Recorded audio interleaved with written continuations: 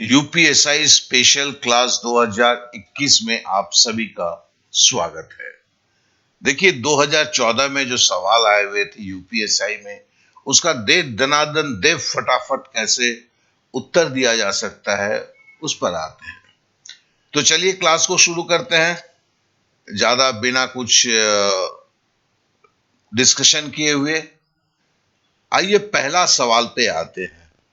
पहला सवाल है, देखो भैया, एक फल विक्रेता के पास 24 किलोग्राम सेब थे। इनमें से कुछ सेब उसने 20% लाभ पर तथा शेष 5% हानि पर बेच दिया।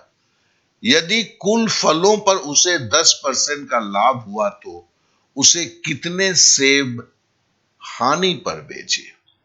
अब एक बात बताना चाहता हूं, किताबों में दोस्त इसके उत्तर इतने बड़े देते हैं, ठीक है ना, और बड़े ही नहीं है, कॉम्प्लेक्स भी हैं। आपको अगर किताब से सीखना है या किसी कोचिंग क्लास में जाना है तो आपकी को धन्यवाद, क्योंकि इन सवालों को बहुत छोटे में किया जा सकता है। ये सवाल जो है उत्तर प्रदेश उप निरीक्षक नागरिक पुलिस मुख्य परीक्षा 2014 की थी। तो ये भी नहीं बोलते कि सर इस तरह के भारी सवाल नहीं आते हैं। तो चलिए इसको करने के लिए हम क्या करेंगे, हम सीधा सीधा एलिगेशन का प्रयोग करेंगे। हम दो डंडी खींच देंगे। इसे मैं डीडी स्टाइल बोलता हूं यार। किताबों में ऐसा क्यों नहीं होता है मुझे पता नहीं। अब देखो 20% का लाभ मतलब 100 रुपया 120 रुपया, 120 लिख दिया खाली, बस 120 लिखा। 5% की हानि मतलब 100 रुपए का माल कितने में बेचा? 95 रुपए में, बस 95 लिख दिया। फिर क्या बोलता है, यदि कुल फलों पर उसे 10% का लाभ हुआ मतलब 100 रुपए का माल कितने में बेचा? 110 रुपए में, तो 110 लिख दिया। अब देखो 120 से 110 घटाएंगे तो क्या होगा भैया? 10 होगा। और 110 से अगर 95 घटाता हूं तो 110 से अगर मैं 95 घटाता हूं तो क्या हुआ? तो 15 हो गया। अब देखो इसको हम यहां पे हम इसको अनुपात का सिंबल दे देते हैं। चलो अब 5 से काटते हैं, 5 तिया 15, और इसे काटते हैं 5 दूनी 10, तो 3:2 हो गया। अब हम बोलते क्या हैं, हम देखो 3:2 में दो क्या है, 95% को दिखा रहा है। ये दो जो है 95% को दिखा रहा है। 95% कब हुआ था? कि जब हानि हुआ था, तो ये हानि को बता रहा है। तो हानि 2 भाग हुआ है, कुल भाग क्या था? 3/2। हमने लिखा था इसको 3/2। 3/2 को अगर जोड़ देते हैं तो कुल भाग कितना है? 5। हानि हुआ है कितना? 2 भाग पे। हम सीधे यहां से अनुपात में आ गए। 5 भाग में 2 भाग का हानि हुआ है। अब मामला कितना था? 24 किलोग्राम का था, गुना 24 कर दिया, ठीक है ना। तो 24 दूनी 48 को 5 से भागा देंगे तो होगा 9.6 किलोग्राम। तो देखो आपके ऊपर अब मर्जी है, ऐसे करोगे या ऐसे करोगे, सोचना आपको है। ये आपको अच्छा लगता है m1x1 प्लस m2x2 बराबर mx करके, ये जफा करके कि ऐसे करके? हाँ भैया, फ्री क्लास का एक 100% फ्री क्लास का प्रपोजल है, लेकिन एक दो सवाल को बता देते हैं, उसके बाद इसका लिंक जो डिस्क्रिप्शन पे दिया गया है इसके बारे में आगे बात करेंगे। चलिए अब अगले सवाल पे चलते हैं।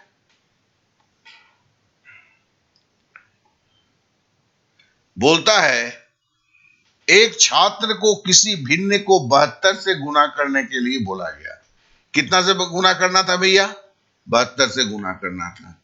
त्रुटिवश इस छात्र ने भिन्न को 27 से गुना कर दिया। मेरे ही तरह ही था यार, 72 से गुना करना था, 27 को गुना कर दिया। इस प्रकार छात्र द्वारा प्राप्त उत्तर सही गुणनफल से 25 कम था। 72 के जगह पे 27 कम से गुना किया ना, इसलिए 25 कम हो गया। ठीक है, तो वो भिन्न क्या था? अब देखिए भैया, यहां तो इतनी लंबी चौड़ी कहानी है उत्तर की। इच्छा आपके ऊपर है कि ऐसे दोगे या दे दनादन स्टाइल दोगे।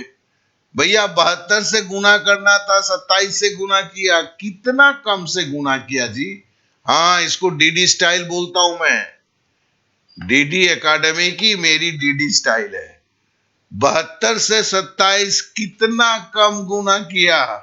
तो भैया 45 कम गुना किया। और देखो 45 के चलते गुणनफल कितना कम हो गया? 25 कम हो गया। तो फिर वो अनुपात क्या था यार?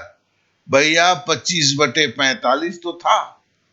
25 कम हुआ था किसमें? 45। देखो, ये जब हम एक, आप समझ लो, किसी चीज को अगर 5 को अगर 4 से गुना करते हो तो मतलब क्या है? 5 को 4 से जोड़ने के लिए बोला जाता है। और 5 को अगर आप बोला जाता है 2 से गुना करो, तो इसका मतलब क्या होता है? 5 को 2 बार जोड़ने के लिए बोला जाता है। ठीक है ना? तो ये 45 भाग उसने कम जोड़ा। 72 के जगह पर जब 27 से उसने गुना किया तो गुणनफल में 45 भाग उसने कम गुना किया। 45 इसलिए नीचे, जिसके लिए गुणनफल में कितनी कमी आ गई? 25 आ गई। अब 5 से काटो ना यार, 5 9 45। देखो, एक स्वाभाविक प्रक्रिया में ये सवाल होते हैं। 5/9। अब आपसे है, इतना बड़ा में कीजिएगा भाई साहब। ये आपको पसंद है, ये आपको पसंद है। देखिए, छोटा में होगा तो गलती कम होगा, छोटे में होगा तो सीधे चीजें दिख जाती है, खोपड़िया के अंदर में बैठ जाता है। चलिए, अब दूसरा सवाल हो गया, तो हम जरा फ्री क्लास के बारे में थोड़ा सा आपसे चर्चा कर लेते हैं। इस चर्चे के बाद फिर सवालों को करेंगे।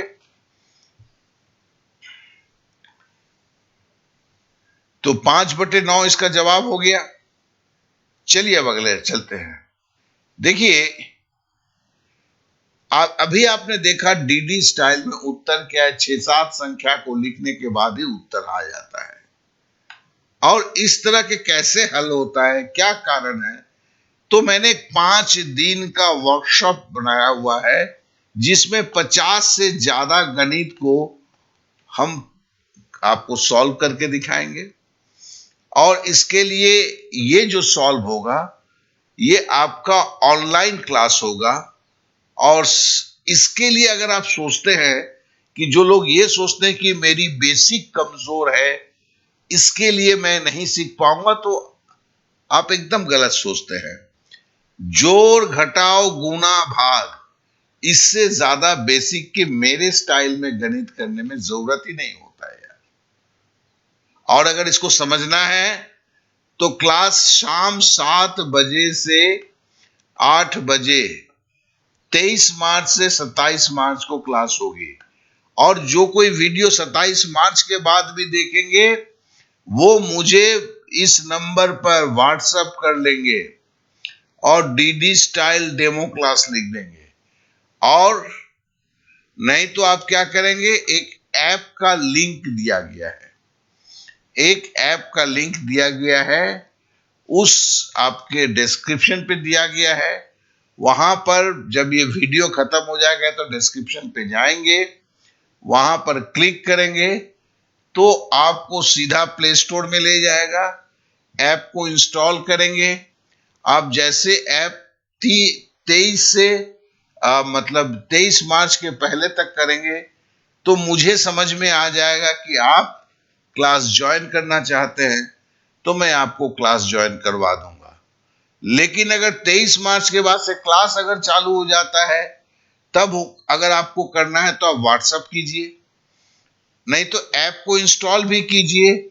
तब चैट बॉक्स में जाकर लिख दीजिए डेमो क्लास, तो मुझे पता चल जाएगा कि आपने जो ऐप इंस्टॉल किया है आप डेमो क्लास के लिए इंस्टॉल किया है। तो चलिए अब आगे बढ़ते हैं, अपने सवालों को फिर उठाते हैं। 2014 के सवालों को कर रहे थे हम। अब बोलता है, देखो, ए को एक निश्चित समय 8 किलोमीटर दूर एक स्थान पर पहुंचना है। ए को कितना किलोमीटर दूर पे पहुंचना है? 8 किलोमीटर दूर पे। यदि वो 3.75 किलोमीटर प्रति घंटा की चाल से चलता है तो गंतव्य स्थल पर 8 मिनट की देर से पहुंचता है। मतलब 3.25 किलोमीटर की स्पीड में चलता है तो पहुंचने में 8 मिनट देर लगता है। गंतव्य स्थान पर निश्चित समय पर पहुंचने के लिए किस चाल से चलना होगा? यह भी 2014 यूपीएससी का सवाल है। अब आपसे मैं पूछता हूं, किताब के पीछे इतना दिया रहता है, कोचिंग क्लास में इतना सिखाया जाता है, ये सीखेंगे या कुछ ऐसी चीज सीखेंगे जो समझ में भी है? ट्रिक्स नहीं, कुछ ऐसी चीज जो समझ में आता है, आसान भी होता है। मर्जी आपकी है। चलिए पहले देखते हैं। बोला गया 8 मिनट देर से पहुंचा। ये जब हमने सवाल को पढ़ा, उसकी स्पीड क्या थी? 3.25 किलोमीटर, 3.75। 8 मिनट देर से पहुंचा तो मेरे मन में एक जिज्ञासा हुई, 3.25 किलोमीटर की स्पीड से कोई बंदा अगर चलता है तो 8 मिनट में कितना दूरी तय करेगा? तो चलिए इसको करते हैं। इसको करने के लिए बड़ी जफा कुछ नहीं है। हम क्या करते हैं, देखो, इसको डीडी स्टाइल लिखते हैं। क्या है कि 3.25 मतलब 3.75। देखो ये किलोमीटर घंटा है। किलोमीटर घंटा को मीटर प्रति सेकंड में चेंज करने के लिए क्या करते हैं? 5/18 से गुना करते हैं। ये आप समय और चाल को जब पढ़ेंगे, समय या दूरी को पढ़ेंगे, तो ये पढ़ना ही है। आप चाहे यहां पर रहे, हिंदुस्तान में रहे या अमेरिका में जाके पढ़े, इतना तो आपको पढ़ना है। तो मेरे में भी पढ़ना है। अब ये मीटर प्रति सेकंड में हमने कर दिया, लेकिन बोला कि 8 मिनट है, हमारा तो सेकंड में है, तो हम 8 को 60 से गुना करके सेकंड में कर दिया। 8 गुने 60, ठीक है ना? अब ये क्या हो गया? किलोमीटर मीटर प्रति सेकंड, और ये इतना सेकंड चलना है। यही तो हुआ है भैया। अब जरा काटते हैं। 2 से काटा 4, ठीक है ना? और 18 को काटा 9। अब 9 को काटा 3 तिहाई 9, ये हो गया 20।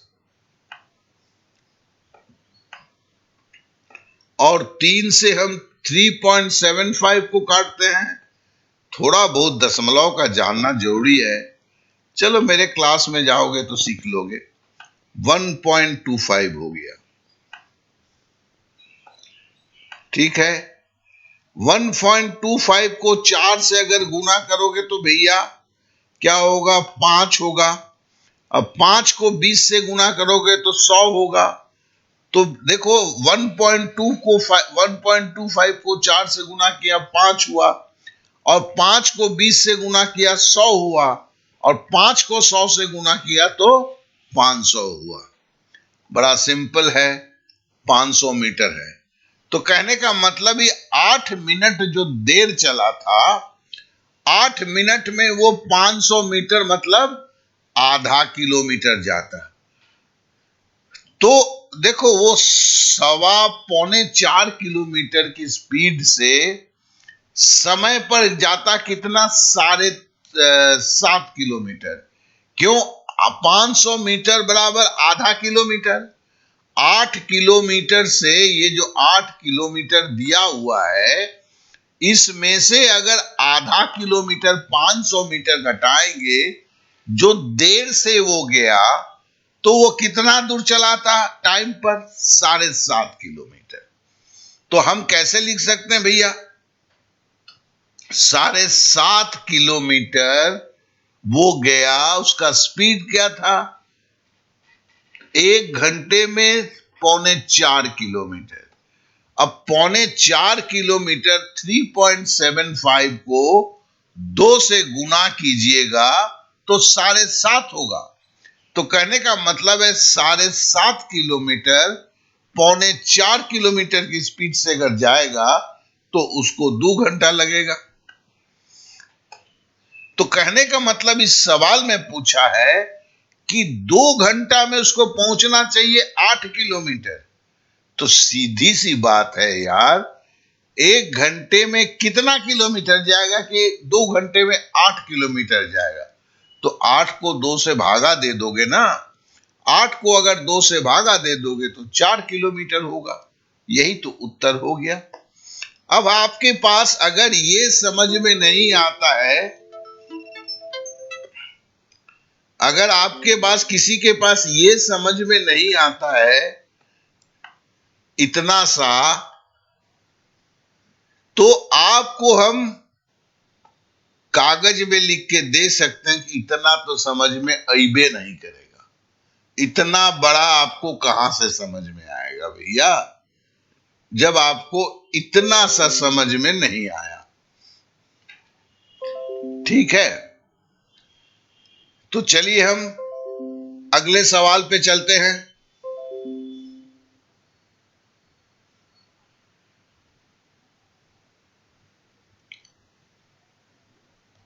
बोला गया है एक व्यक्ति ने 90 घड़ियां खरीदी। कितना घड़ी खरीदा? 90 घड़ी। इसमें से 40 घड़ियों पर 10% का लाभ किया, 50 घड़ी पर 20% का लाभ किया। लाभ मतलब लाभ करके बेचा। तो 90 घड़ी खरीदा, 40 घड़ी 10% लाभ पर बेचा, 50 घड़ी 20% लाभ पर बेचा। यदि वो सभी घड़ियों को 15% लाभ पर बेचता तो उसे 40 रुपए कम मिलते। प्रत्येक घड़ी का क्रय मूल्य कितना है? अब पूछूंगा, इतना बड़ा में कीजिएगा, किताब में लिख के ऐसा ही सिखाया जाता है। इतना बड़ा काहे कि ये तो आधा मिनट में होने से रहा साहब। आप किसी कोचिंग क्लास में जाते हैं, वो भी यही सिखाता है। अगर नहीं बिलीफ हो तो अपने मास्टर जी को दे दीजिए, देखिए वो कैसे सिखाते हैं आपको। चलिए हम जरा डीडी स्टाइल में भी कैसे होता है देख लेते हैं। तो देखिए, इसको करने के लिए हम लिखते हैं 10% को। देखो 10% को अगर लिखोगे, 100 रुपए का माल 110 रुपए में बिकेगा, और 110% इसको बोला जाता है। 110% बराबर 110/100। तो इसको अगर मैं दशमलव में लिखूंगा तो कैसे लिखूंगा? 1.1। ठीक है ना? और x क्यों लिखा भैया? हमें तो दाम पता नहीं है कि उसने घड़ी जो है x रुपए में खरीदी थी। क्रय मूल्य मैंने x माना है। क्रय मूल्य पे अगर 100 रुपया मूल्य था तो उसने x रुपए पे बेचा है। और अगर ये सॉरी 110 में बेचा है, और अगर वो x रुपया कीमत था तो उसे बेचेगा कितना में? 1.1x में। यही तो मैंने समझाया आपको 110/100 लिखकर। इसलिए और 40 घड़ी था, 40 गुना 1.1। अब बोलता है 50 घड़ी को वो 20% लाभ मतलब 1.2x। तो हमने लिख दिया 50 प्लस, अच्छा इसको गुना करके 44x कर लिया। फिर हमने देखो 50 गुने 1.2x बराबर हमने 60x लिखा। तो उसने बेच के उसको मिला कितना, 104x। यहां पे को लाइन खींच देते हैं। तो 44x और 60x अगर जोड़ते हैं तो कितना होता है, 104x। यहां पर x क्या है, घड़ी की क्रय मूल्य है। अब बोलता है कि अगर 15% लाभ में 90 घड़ियों को बेच देता।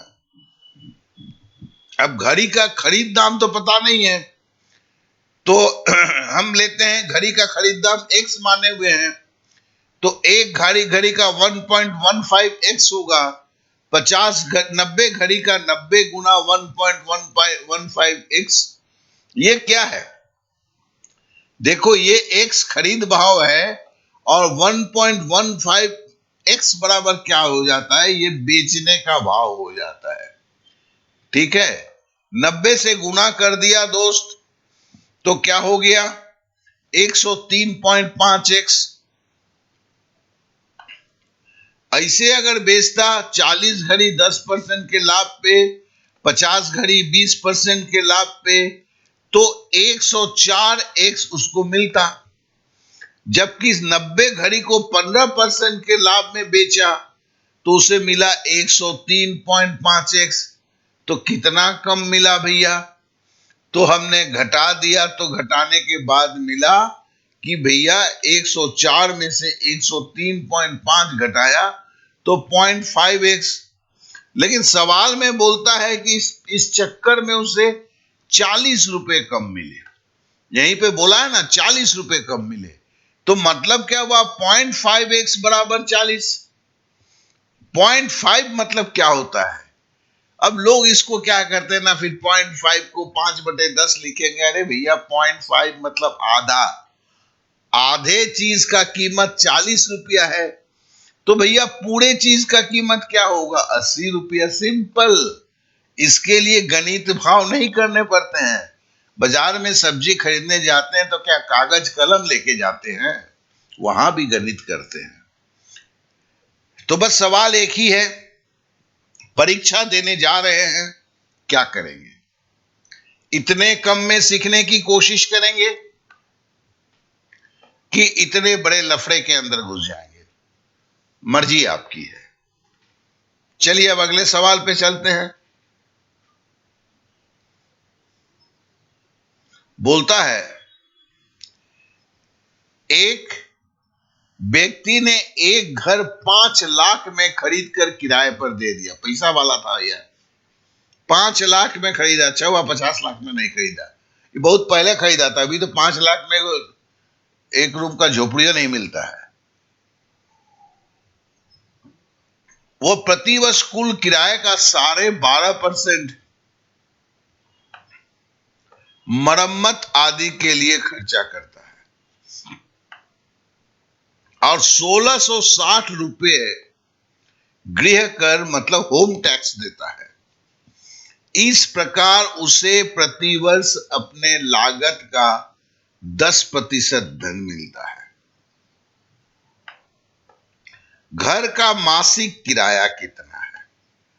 अब देखिए जवाब आपके पास इतना लंबा में है। फिर वही सवाल जो तब से पूछ रहा हूं मैं, इतना लंबा में जवाब दीजिएगा। किताब के पीछे है, कोचिंग क्लास में जाएंगे वहां भी सिखाएंगे सर आपको, लेकिन मुझे तो बता दीजिए, आधा मिनट में आप कर लेंगे।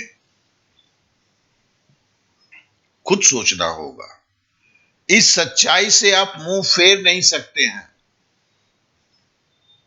चलिए इसको डीडी स्टाइल में करते हैं। देखो भैया कोई अजूबा नहीं कर रहा हूं मैं, एक स्वाभाविक चीज को दिखाने की कोशिश कर रहा हूं। और अगर समझ में पूरा नहीं है तो फ्री क्लास ज्वाइन करके ऐसे 50-60 सवाल को देख लेना। अगर दिल में इच्छा होता बोलना 70-80 भी सवाल करके दिखा देंगे। हर जगह होता है यार, बड़े आसानी से होता है। चलो एक सवाल को देखते हैं।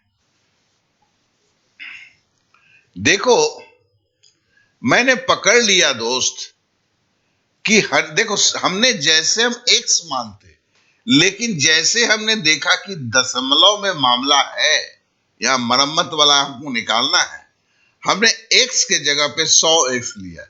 मेरे साथ रहो, ये छोटी मोटी बातें सीख लोगे।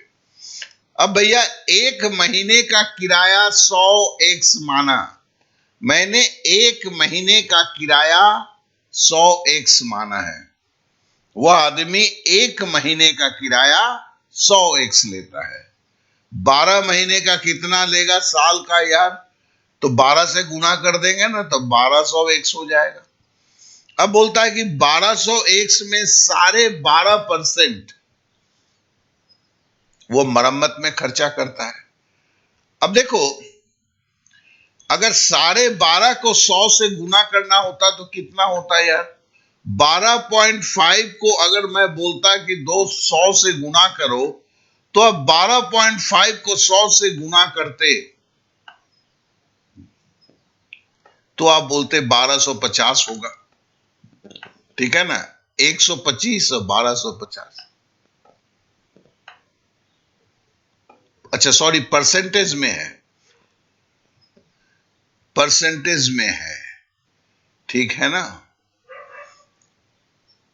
हमने इससे यहां से हटा दिया और इससे 10 लिख दिया। तो इस तरह 12.5% को 100 से गुणा करते, प्रतिशत को 12.5% के प्रतिशत को गुणा करते तो 125 होता, और 12.5 करके 2 महीने का 25 होता है। तो 125 के साथ अगर हम 25 जोड़ देते हैं तो कितना होता है? 150 होता है। तो हमारा जो है 1200x माइनस 1200x उसे किराया मिलता, 12.5% करके 12 को अगर मैं 12 से गुना करता हूं, और नहीं तो अगर ऐसे भी करो ना, चलो इसको भी अगर समझ में, 12 को 12 से गुना कर दो, 12 12 144, और 12 का आधा 6 होता है, 144 और 6 150।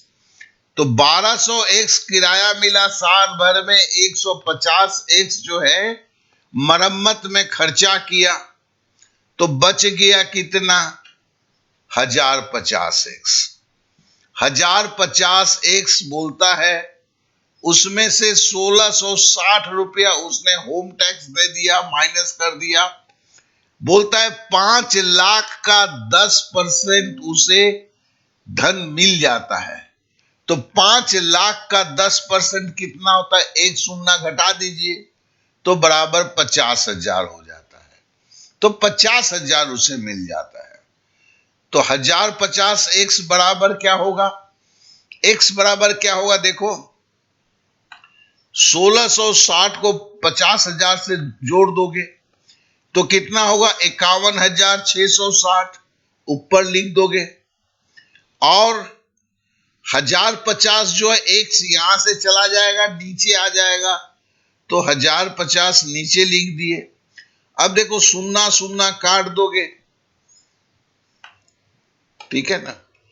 और 105 से जब आप भागा दोगे, ठीक है ना, तो 4,920 रुपए आपको मिलेंगे। तो मतलब ये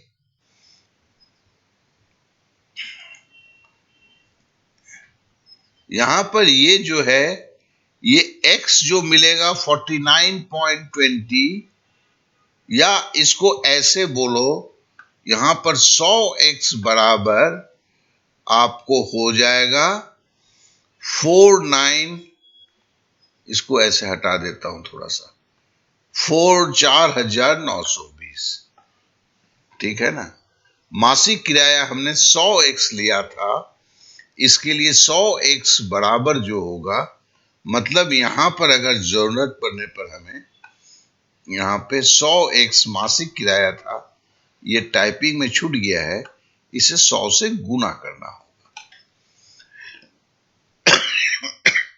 होता है। कभी कभी टाइपिंग मिस्टेक हो जाते हैं यार, वो भी तो बंदा ही है ना। चलिए अब अगले सवाल पे आते हैं। सॉरी, आज का यही मैं समाप्त करता हूं। देखो, हर दिन सुबह मैं ऐसे एक क्लास लेके आऊंगा। अगर आपके कोई दोस्त हैं उन्हें भी शेयर कीजिए। और सबसे बड़ी बात है कि ये सच्चाई को समझो दोस्त, लंबे चौड़े जो आंसर होते हैं उससे बचने की कोशिश करो। आप कितने भी सही होंगे, कितने भी फास्ट होंगे, दिमाग में तो एक सवाल उठता ही है, इतने बड़े आंसर को क्या आधे मिनट में कर पाओगे? और देखिए, एक अगर अच्छा लगता है तो लाइक जरूर करें, अपने दोस्तों को शेयर करें। Okay then, bye bye, thank you, जय हिंद।